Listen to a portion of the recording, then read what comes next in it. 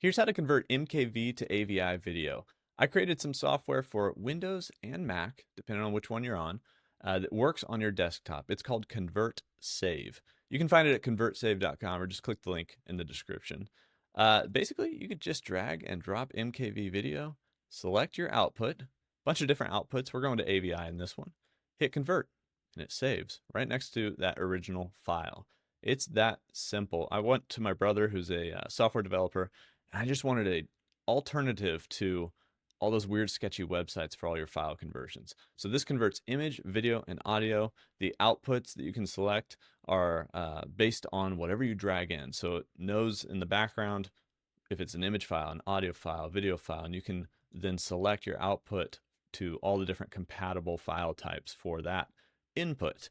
Also, you can go to the options over here, and for this particular conversion, you can see what tool is being used. You can see the primary and secondary conversion commands that are being used if the primary fails. You can also see that you can add in custom commands. And if you have no idea what these things mean, you can actually go to the options builder, and depending on what the conversion is, you're going to get a bunch of different options here. For video encoding, you can go through, change bitrate, resolution, frame rate. You can do all these different customizations in here in a little bit more user-friendly way. We just added this as an advanced feature.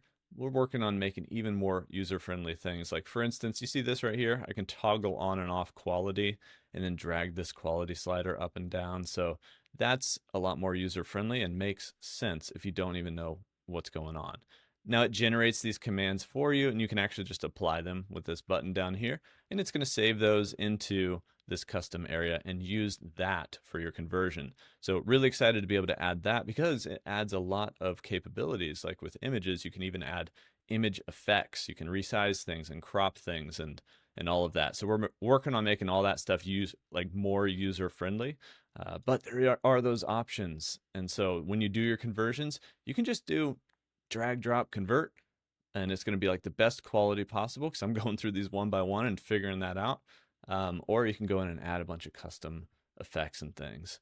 I have no idea if I already said, but I'm working on this with my brother. He's a software developer, and we wanted this alternative, and I wanted it to work super fast because I use this for all my conversions now, and it works for images, video, and audio, and it works on desktop, and it works for Windows and Mac, and it's offline. So these things, all these files you drag in, the whole thing works offline. You can just cut your network access and still do conversions. No files upload or download to anywhere. And so I really like that feature. It makes things a lot faster. And you can also do batch conversions. So I could drag in as many files as I want here. That's pretty much everything I have to say about ConvertSave. I hope you guys find it as a great utility to have.